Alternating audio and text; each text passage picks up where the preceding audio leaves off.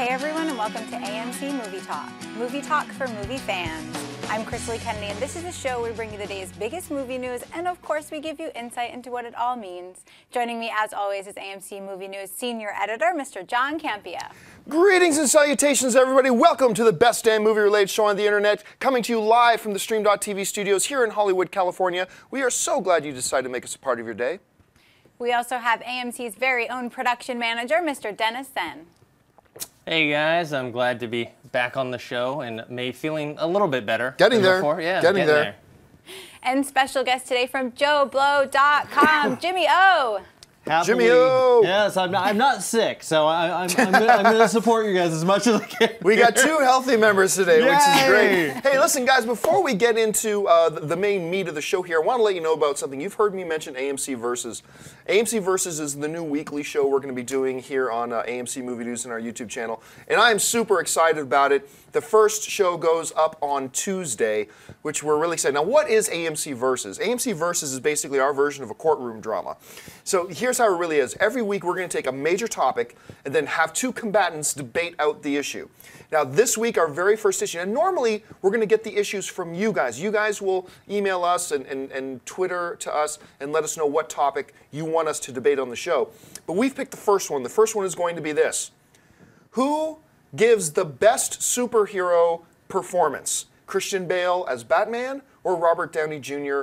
as Iron Man? And our two combatants this week are going to be John Schnepp, who will be arguing for the Robert Downey Jr.'s Iron Man position, and Aaron Darling will be arguing for the Christian Bale as Batman. Then at the end, we're going to throw it open to you guys, the jury. We're going to have a link where you can go and vote for who you guys think won the debate, and we'll announce the winner a few days later. So AMC Versus premieres this coming Tuesday. We're super excited, and we hope that you join us for it. Totally thought it was going to be Chrisley as Superman and Amy Rose versus Batman. Come on. That would have been totally good too. Thought Maybe that later. Was coming. The upcoming film Assassin's Creed is currently set to hit AMC theaters on August 7th, 2015. We already know Michael Fassbender will star in and produce the film, and we might have our director now. According to reports, Swedish filmmaker Daniel Espinosa, who recently directed the Ryan Reynolds-Denzel Washington film Safe House, is one of the top names to helm the big screen version of the video game franchise. Espinosa is currently in post-production on the thriller Child 44, based on the bestseller. Tom Hardy, Noomi Rapace, Joel Kinnaman, and Gary Oldman star in that one. John, do you like the idea of Daniel Espinosa directing Assassin's Creed? Well, I mean, let's be clear about this. This is still early word, and he is one of the guys they are talking to, and it does sound like he is the front runner, but it's not confirmed that he's the guy. With that being said, it's not a name I would have pulled out of the hat myself, but now hearing about it, I'm all for it. I actually thought Safe House was a little underrated. I thought it was a better movie than a lot of people gave credit for. And I was a little bit late to it. I saw it in like its third or fourth week of release, and not expecting anything out of it. I was like, that was actually pretty damn good. And Child 44 is a film I've been interested in for a while.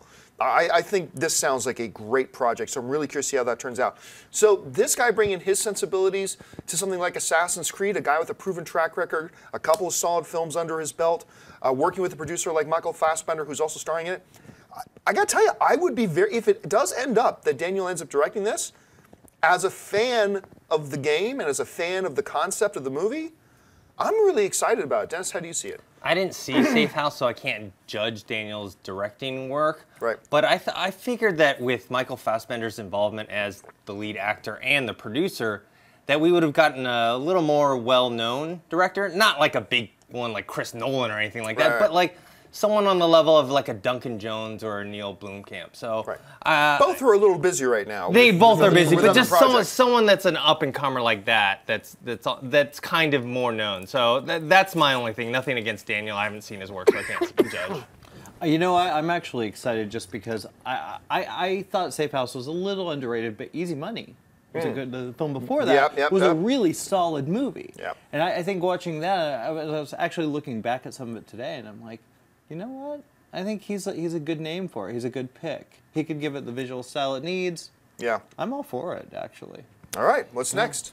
The new film Stretch, starring Patrick Wilson, Chris Pine, Jessica Alba, Ed Helms, and Ray Liotta, was set to hit AMC theaters on March 21st, but it appears that isn't happening anymore. Universal Studios seems to have lost faith in the $5 million film and have pulled it from the release schedule. The studio reportedly then gave permission to producer Jason Blum and director Joe Carnahan to shop the film around to see if another distributor would release it, but they failed to make a deal with anyone, and Universal is now looking at possibly doing a straight-to-home video release. Dennis, what do you make of this whole situation? I'm wondering, how bad is this movie? I mean, it only cost $5 million. It's got decent names in it, and it has a decent director, Joe Carnahan, which I liked The Gray. I wasn't that big a fan of A-Team, but I figured, okay, for $5 million, putting this out, but they don't want to put any money behind the marketing or distribution. That makes me wonder the quality of this flick. It actually makes me more interested in seeing it now. Yeah. Jimmy? You know what? I like Joe. I think he's an interesting. He's a good action director. But the idea that it's $5 million, I just throw it out there. Just throw it out there at a limited release. I wish we'd see more of that. You could make 100 of these films for one major blockbuster. I don't know. It can't be that bad. I wonder if it's political. It can't be that bad. There's no way. Well, here's the thing. Joe Carnahan took to his Twitter last night and started saying, Carnahan says it's the best film he's ever made. Yeah. This is coming from the guy who directed The Gray. And I actually liked A-Team a little bit more than you did. Not that it was in my top 10 favorite movies of that year, but I appreciate it. And I think Carnahan's a good director. And he's saying this is his best film. But it brings up a very interesting point. It's a $5 million movie, and a lot of movie fans hear small budgets, like here, oh, it only costs $20 million to make, it only costs $5 million to make. Universal, according to the report from The Hollywood Reporter, Universal believes they have to put together a $20 to $40 million distribution package. That's getting the prints, doing the marketing, the advertising they need to get it out there, people know about it. So yeah, it costs $5 million to make. But Universal, as a distributor, says now they're in a position they got to spend $20 to $40 million. And do they think this movie? And remember the way we talked about movie finances. So at $5 million, and let's go on the high end, $40 million for the distribution, $45 million. That $45 million movie needs to make about $75 to $80 million at the box office just to break even. So it becomes very interesting. But why just 2 months before its release? Here's what I think. I think Universal had some chips down on the fact that Chris Pine was in this, and he would be a little bit of a draw. And what did Chris Pine just star in? Jack Ryan. Jack Ryan, which true. Debuted at number 4 at a $15 million opening. And I think that made Universal goes, well, you know what? The Chris Pine chip was one of the chips that we thought maybe would make this worth it, and now that's out of play. Yeah. We don't think we can break even on this. And I do think it was interesting that they let Jason Blum them shop it around to other studios, and nobody wanted it. Which is, it's an interesting thing, but the world of movie finance is kind of complicated, I guess.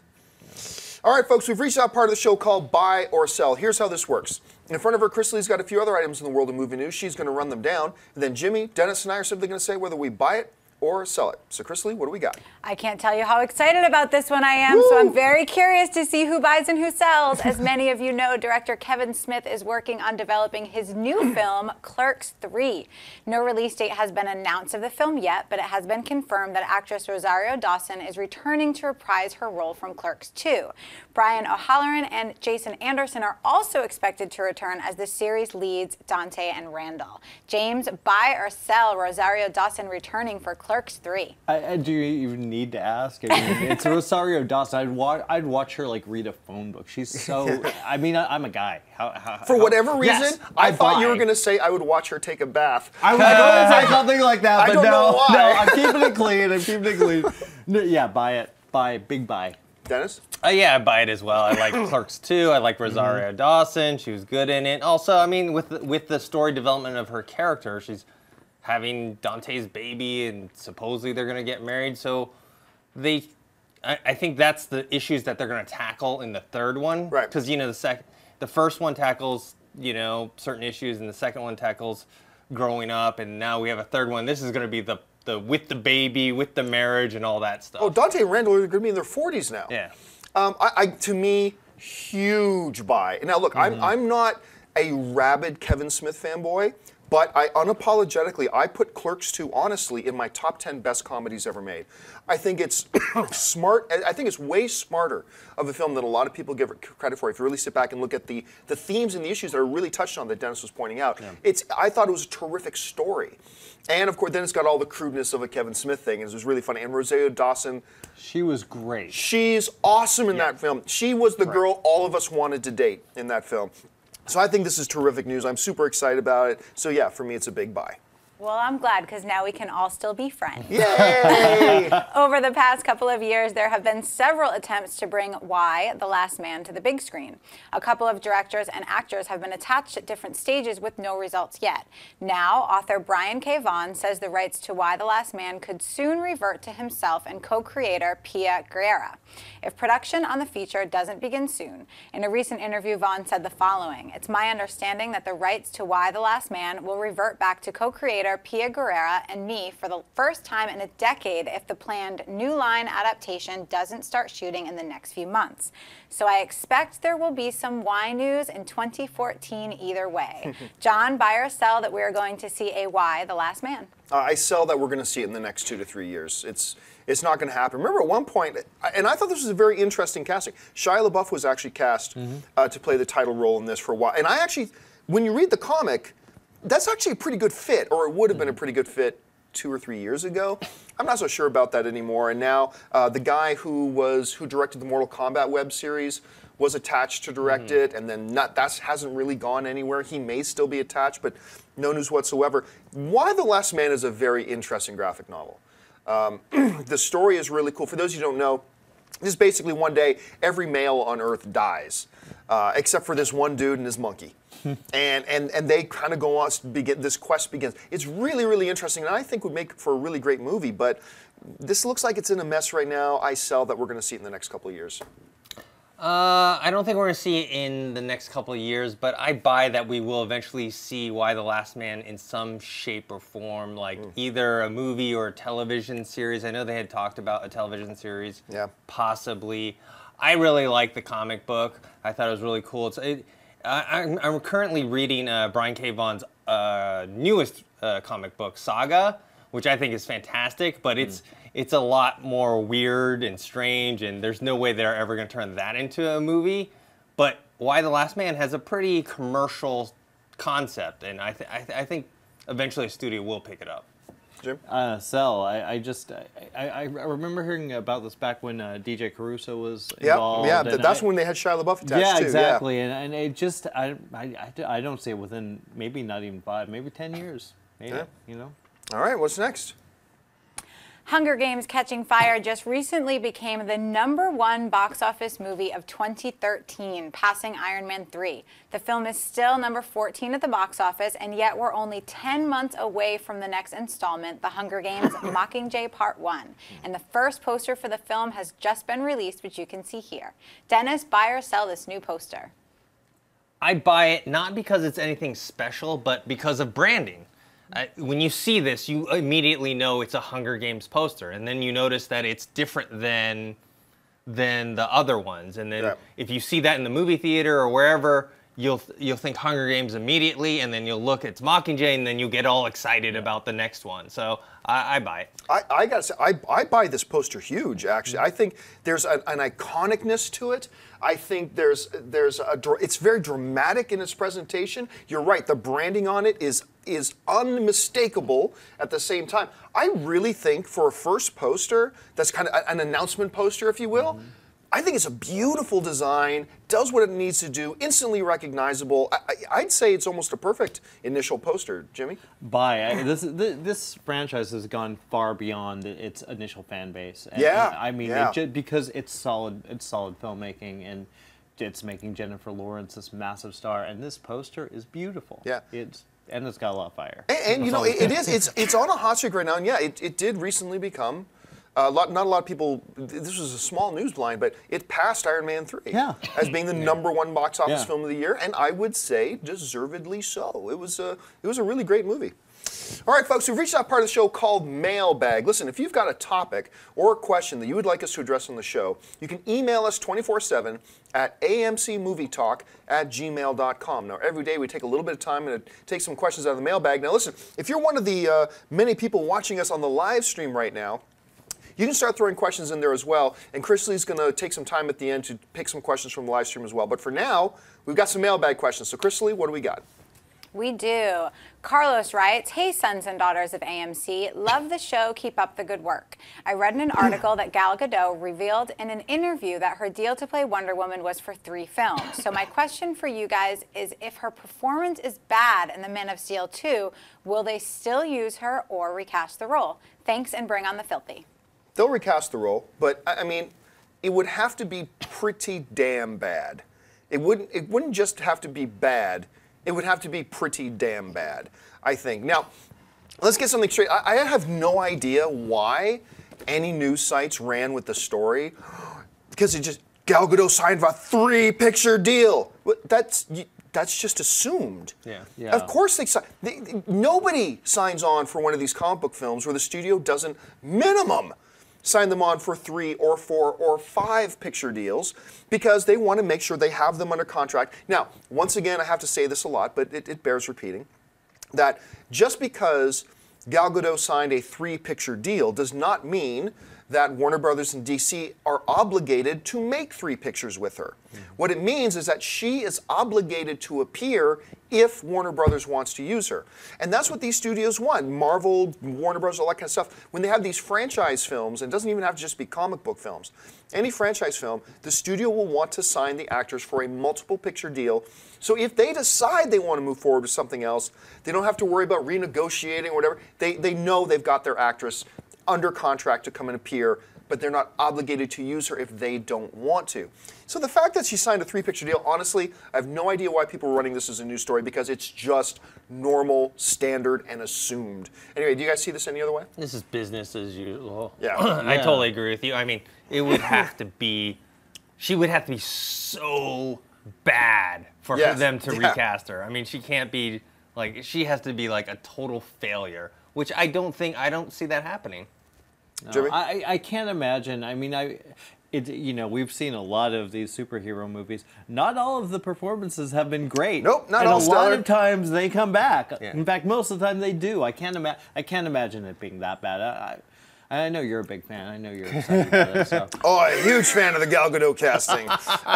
No, I'm not. I think it was just a horrible mistake. But just because it was a mistake doesn't mean they can't make it work. Yeah. And they can. Yeah. And I think that's what people need to hold on to the hope for, that they can still make this work. But one of the things I wanted to dispel, the people are running around saying, oh my gosh, Variety just confirmed that Gal Gadot is going to be in Justice League and star in the Wonder Woman movie. No, they did not. It is not confirmed. First of all, Warner Brothers hasn't even confirmed that there's going to be a Justice League movie, let alone that there's going to be a Wonder Woman movie. Yeah. So they certainly haven't confirmed that they've got their star for it. The Variety report simply said, oh, we've heard that they're looking at her for Justice League and Wonder Woman. Well, of course they are. If they're going to put her in Batman versus Superman as Wonder Woman, of course they're looking at her for that. But no. Don't believe any headline you see that says it's confirmed that Gal Gadot is going to be in Justice League and Wonder Woman, because they haven't even confirmed they're going to make a Justice League. They barely Wonder can Woman. They make. will, but they haven't They confirmed barely can make Man of Steel 2. Yeah, you know, like, come on, let's try and get, one step at a time. Hopefully, here. 2016 we'll actually see it. Yeah. That's, Yeah, that's iffy. All right, what's next? Rob Thompson writes, hello, AMC crew. Do you think a reboot for Revenge of the Nerds would work or not? I loved Revenge of the Nerds. I mean, I think everybody did when you first watch it. But could a Revenge of the Nerds work today? Well, No. they already did it. Monsters University. It's the Well, same plot. yeah. It's the same freaking plot. Kind of in a way, except without I guess. the TNA. But the reason I don't think it would work today is because culture is totally different today. Yeah. I mean, 21 Jump Street kind of poked at that, is the fact that, you get somebody from, what's the lead actor? Not Jonah Hill. Channing Tatum. Yeah. His character, he was the jock and he was popular in high school. Now he's coming back and realizing the jocks aren't the popular ones anymore. It's a different culture. Today when one of the top comedies on TV is Big Bang Theory, a Revenge of the Nerds premise I don't think works today, because it's not different. It's not Well, new. yeah, It's kind of a different culture. Yeah, the whole geeky and nerdy thing is something people actually look up to now. You have people like a Mark Zuckerberg or Steve Jobs, Bill Gates, J.J. Abrams, Joss Whedon. Yeah. People look up None to of those them, guys. I believe, played college football. Yeah. By the way, I just want to throw that out there. And you have all these people, I'm going to, do my whole, when I was younger speech here, but when I was in high school, it was me and, a handful of guys who read comic books and played video games. I mean, that was it. Nobody did. People would, look at us weird because we brought comic books to school. We would talk about video games. And nowadays, almost every guy is playing video games, and a good amount of girls. I mean, I remember going to my first convention, WonderCon, way back in the day. There were no girls there at all. And now you go to Comic-Con, there's all these beautiful girls, and it's not just booth babes. It's girls who are legitimately interested in the subject matter. And so, it doesn't work. What's Revenge of the Nerds? The nerds are going to be the guys who have all the money and all the girls and all stuff. the clout. Yeah. They'll have to change the title. They'll have to change it to Revenge of the Jocks. Yeah. Yes. Change the whole freaking thing. All these downtrodden, persecuted jocks rise up. I played football. I'm good, man. I forget, what was the short guy? What was his character's name in it again? It was like Booger? Booger. Wasn't it Booger? Booger, or was Booger for something else? Christy, Yeah. do you remember? I can't remember. Guys in the chat will remind me.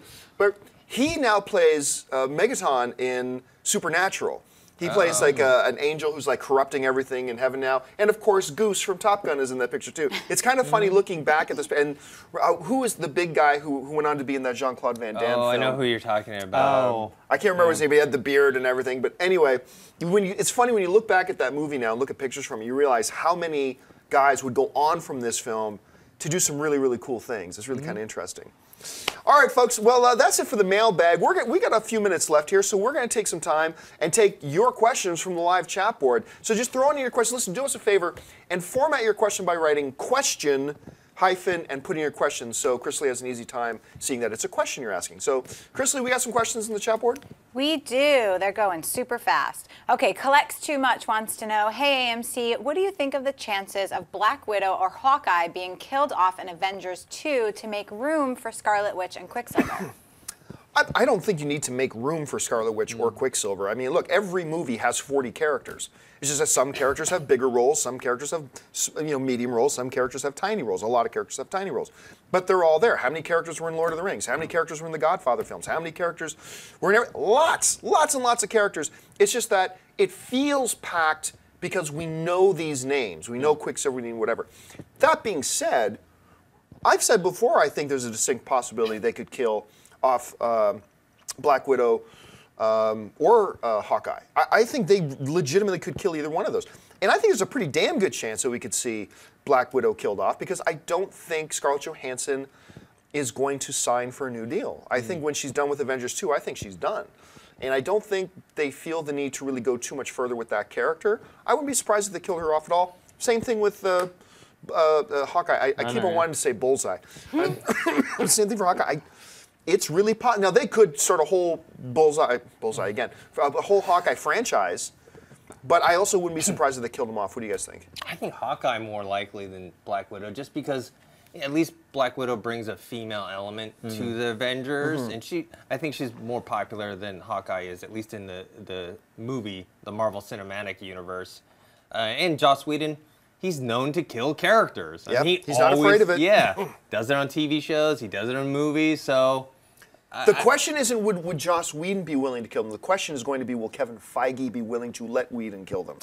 And that'll be the bigger question. Honestly, with Joss's success with the series, I think he would give him a chance. I think he would. If it were the right script, the right situation, I think he absolutely And one would. of the minor characters, Yeah, like absolutely. a Hawkeye He's or not a going to Black kill Widow. Iron Man. No. Not at all. But it all depends, because if Kevin Feige has in his mind plans later on for Hawkeye, and Joss Whedon comes in with a script where Hawkeye dies, I don't think he's going to approve it. No. But maybe a discussion will happen about it. But yeah, I think it's completely possible. All right, what's next?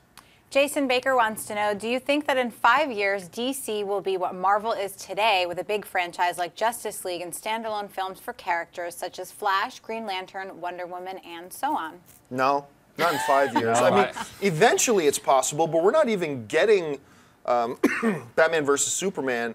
Well, they say 2016, probably 2026 might probably be a more likely scenario. But do I think the potential is there for them to get to that point? Not in the 5-year window you're suggesting, but in 10 years? Maybe. If they continue on with their Justice League universe in the quality that I believe they made Man of Steel with, I think Man of Steel was a great kickoff to this new Justice League universe. I think it was a great kickoff for it.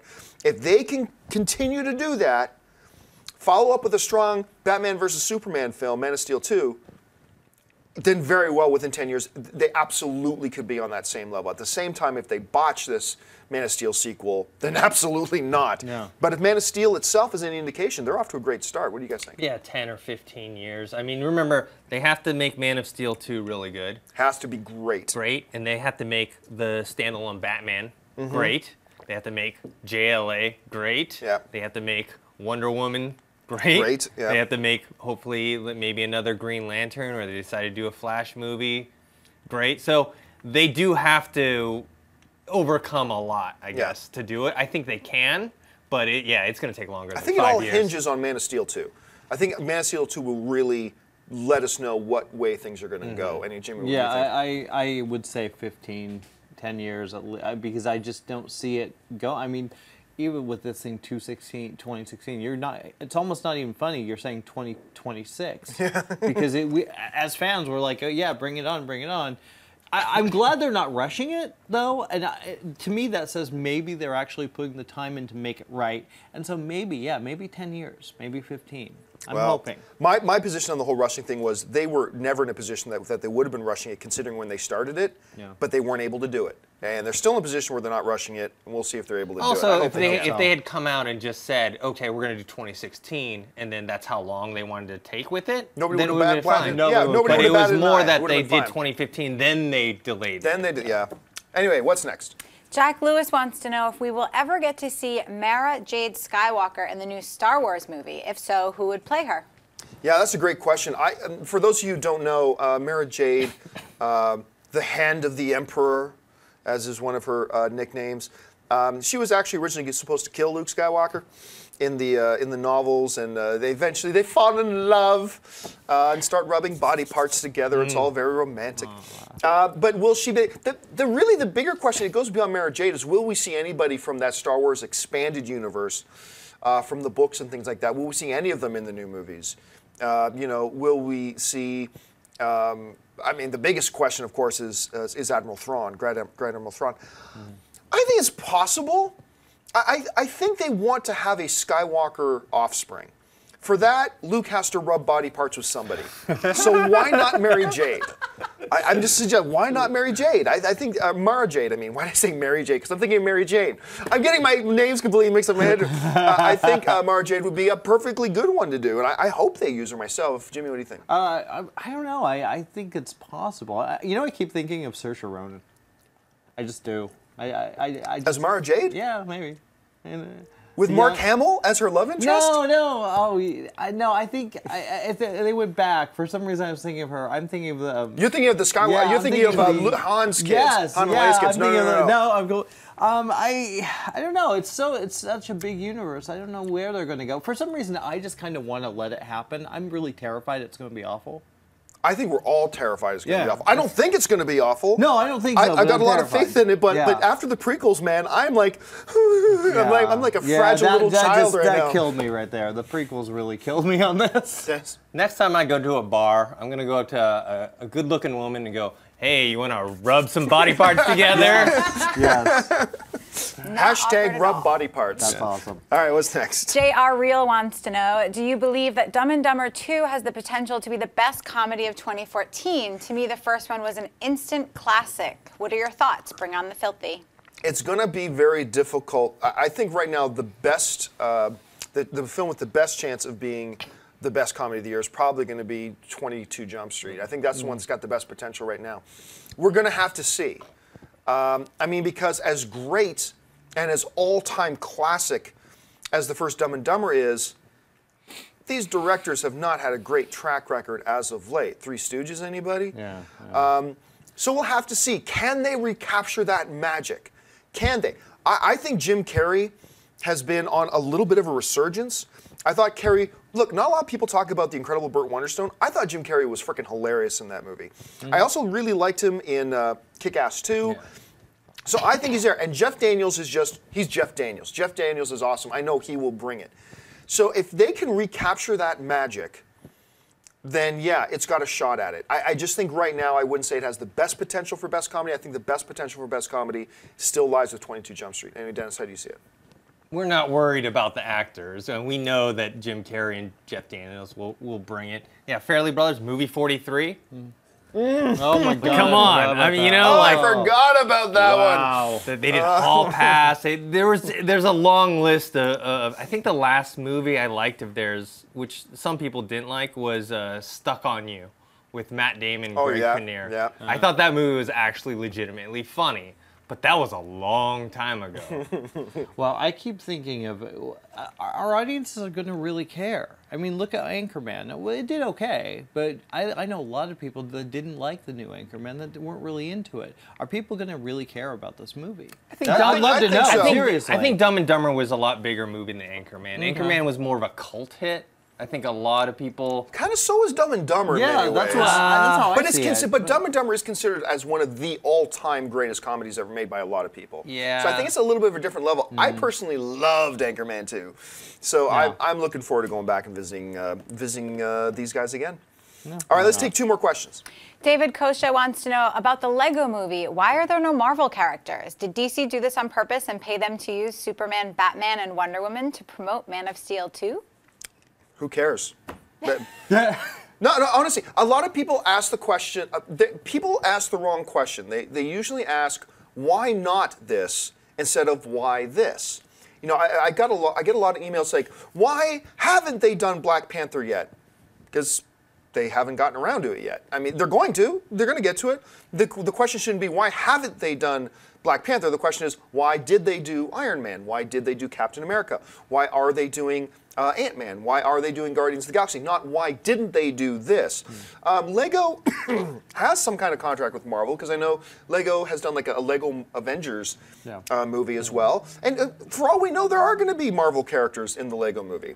But they just thought the Batman was the big one. They've also got Lego's got a great video game franchise with Lego Batman, so that makes sense. And for all we know, there are going to be Marvel characters in there. So I think it's the wrong question. Anyway, what do you guys think?